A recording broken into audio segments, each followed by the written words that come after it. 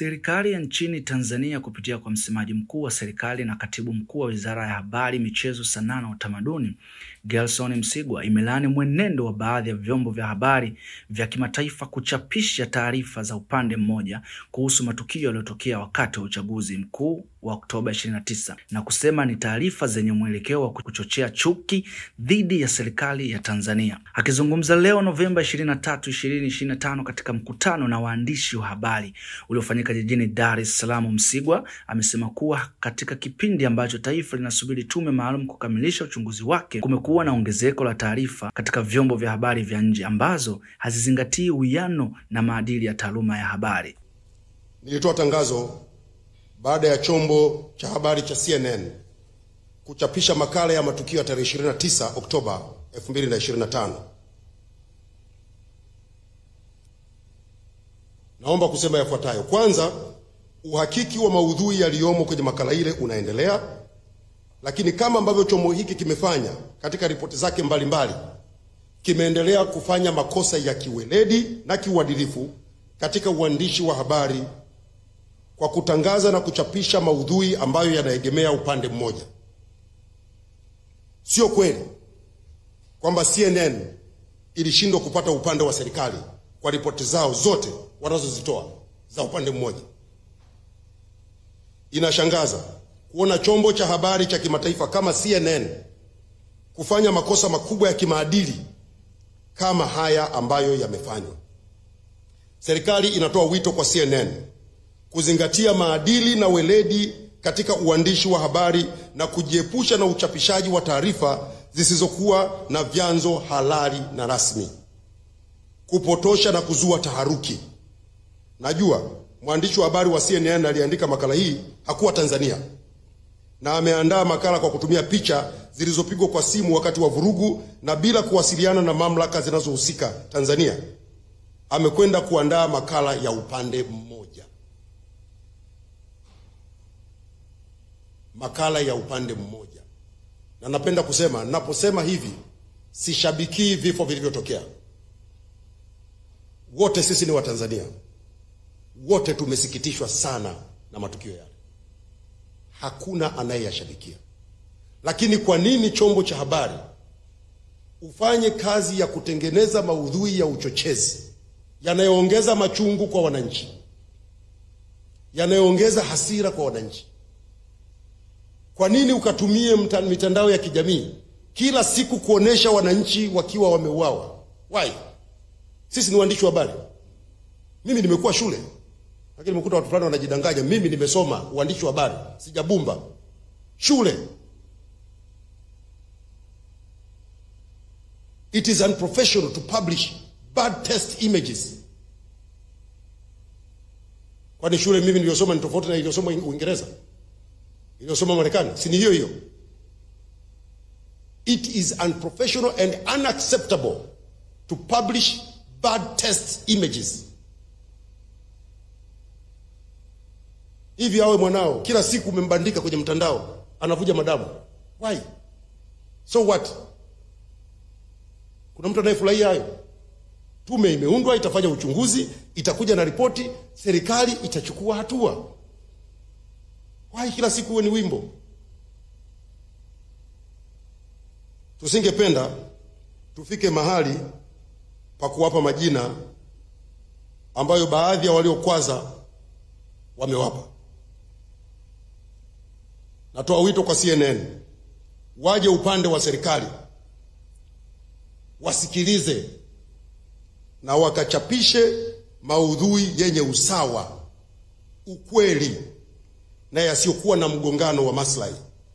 Waache kuchagua kuripoti upande mmoja wakati upande mwingine wameunyima nafasi. Sio sawa. Msigwa alieleza kuwa matukio hayo yameisikitisha serikali pamoja na viongozi wake na kwamba kuendelea kueneza taarifa za namna hiyo hakutatoa manufaa yoyote kwa nchi zaidi ya kuongeza maumivu na kuibua misukosuko katika jamii. La tano, kwa Watanzania wote, naomba kuchukua nafasi hii kuwasihi kujiepusha kushabikia na kusambaza taarifa ama habari zinazochochea uhasama, hasira na kuvunja umoja wetu wa kitaifa. naomba Watanzania tungamue mtego wa kuliangamiza taifa letu. Tunapita kwenye kipindi ambacho tukiendekeza uchochezi unaofanywa na watu ambao wapo nje ya nchi na hawaguswi na chochote juu ya maisha yetu, wanaowashawishi vijana wetu kufanya vitendo vya kuumiza nchi yetu, tutakaoangamia ni sisi, na tutakaoumia kweli ni sisi wenyewe. Yaliyotokea tarehe 29 na siku kadhaa zilizofuata, tulioumia ni sisi wa Tanzania. Wanaoandika habari za uchochezi kupitia mitandao, kupitia kwenye vyombo vya habari, hawako Tanzania, wanakunywa zao juice, wanakula kuku, wanalala vizuri, nchi zao zimetulia, madai yao yanapelekwa kwa mujibu wa taratibu za kisheria na yanafanywa kazi na serikali. Lakini sisi huku tunaandikiwa maudhui kwenye mitandao na kwenye vyombo vya habari ya kufanya madai kwa vurugu na kuharibu nchi. Natamani Watanzania wawe wanauliza, nyinyi wenzetu huko, mkiwa mna madai, mnachoma vituo vya mafuta, mnaharibu miundombinu. Leo wananchi wa Kimara hawana mabasi ya kwenda katikati ya mji. Mnaiba biashara za watu, leo watu wamefilisika. Watu wamejitafuta, wameokota mitaji yao, mnafanya hivyo.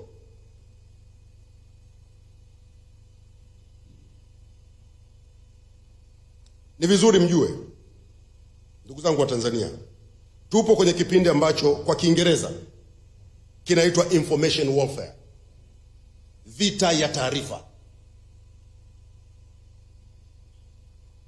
Wasiotutakia heri wanatumia mwanya wa upashanaji wa taarifa kutugombanisha, kutuchonganisha na kutufitinisha, ili tukiharibikiwa waweze kupata maslahi yao, kwa sehemu kubwa maslahi ya kisiasa na maslahi ya kiuchumi, na huko mbele nitaeleza.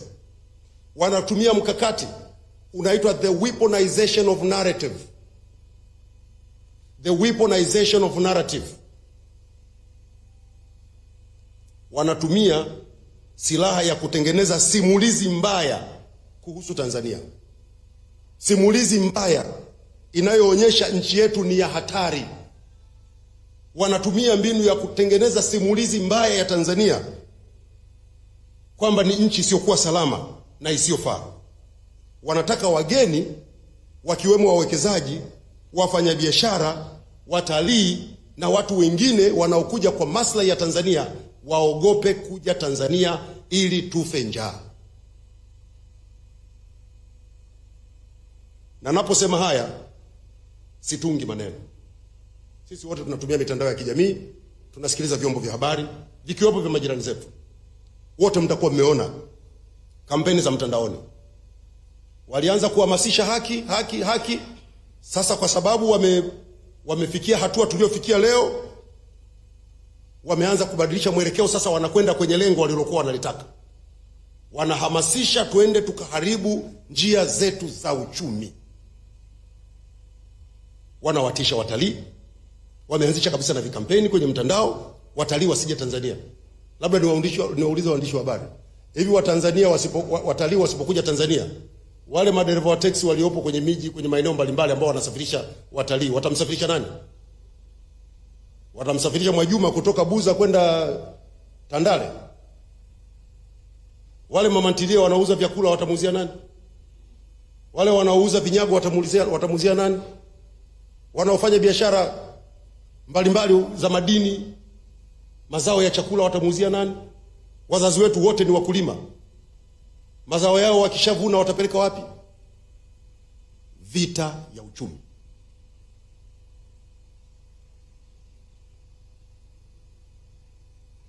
Baadhi ya mbinu hasi wanazotumia ni kutengeneza maudhui ya uongo na kusambaza mtandaoni, ili mradi tu watu wapate hasira. Jana nilikuwa naona eti wanachapisha nukuu ya mimi, nukuu ya uongo. Eti nimesema watakao nukuu, watakao chapisha, watakao sambaza taarifa ya chombo fulani watakamatwa, watawekewa uhaini. Mimi nimesema wapi? Wanadhani watanitisha nisiseme kuhusu Tanzania? Labda Mheshimiwa Rais aniondoe hapa. Nitasema yote yanayohusu hii nchi na nitawaambia Watanzania ukweli kuhusu nchi yao. Wamekuja wametengeneza nukuu nyingine, eti Mheshimiwa Rais amesema mwandishi wa habari wa chombo fulani hicho, sitaki hata kukitaja, ashtakiwe kwa uhaini. Rais kasema wapi? Ni lini Mheshimiwa Rais Samia kamzungumzia mwandishi wa habari au chombo cha habari chochote? Ili mradi tu wamekusanyana huko. Na mimi nataka niwaambieni ndugu zangu wa Tanzania, hasa vijana wangu, wakati mwingine kwenye haya mitandao mnaweza mkaingia mkadhani kuna kundi kubwa la watu, kumbe watu wajanja 10-20 wamekusanyana mahali, kila mmoja ana akaunti za mitandao 200-300, wanalipwa hapo, kazi yao tu ni kupambisha, kuchochea, kutia fitina, kufanyeje. Hii ni nchi yetu wa Tanzania, ni muhimu tuilinde kwa wivu mkubwa. Aidha, alikosoa vikali tabia ya baadhi ya vyombo hivyo kutoa taarifa za upande mmoja kwa kisingizio cha kutowapata maafisa wa serikali, akitaja moja kwa moja tukio linalohusiana na shirika la habari la CNN kwa mfano wa ukosefu wa uwajibikaji katika uandishi.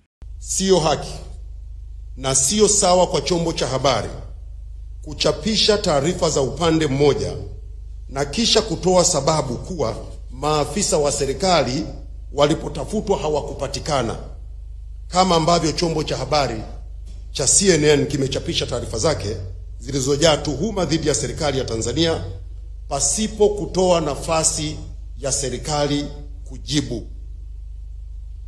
Kwa wanasheria wana kanuni moja inaitwa the principle of natural justice. Huwezi ukazungumzia jambo linalomtuhumu, linalomzungumzia mtu ama upande mmoja, halafu upande mwingine ama mtu mwingine usimpe nafasi ya kujibu. That is unprofessional. Kitendo kilichofanywa na CNN pia kimefanywa na vyombo vya habari vingine. Natambua vyombo vya habari vingine vya kimataifa, BBC, Al Jazeera, Deutsche Welle wamefanya pia.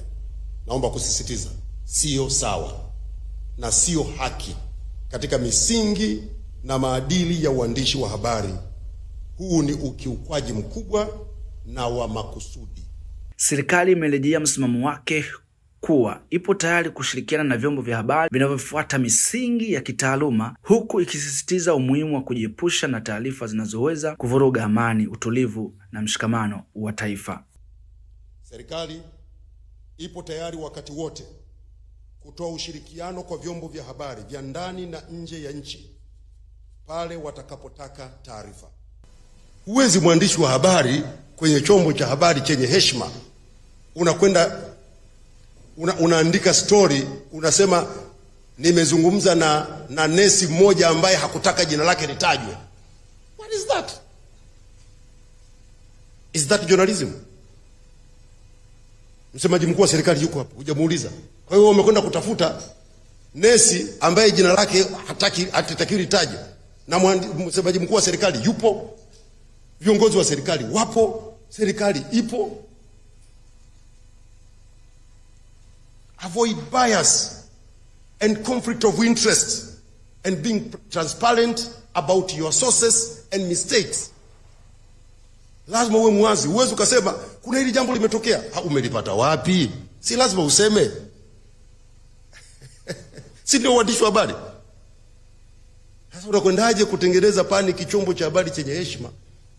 Umenukuu watu wasiojulikana kuanzia mwanzo mpaka mwisho. Hawafahamiki, wamehifadhiwa, wamefanyaje? Halafu nataka tukuamini. Hiyo na maoni ya mtu binafsi kuna tofauti gani?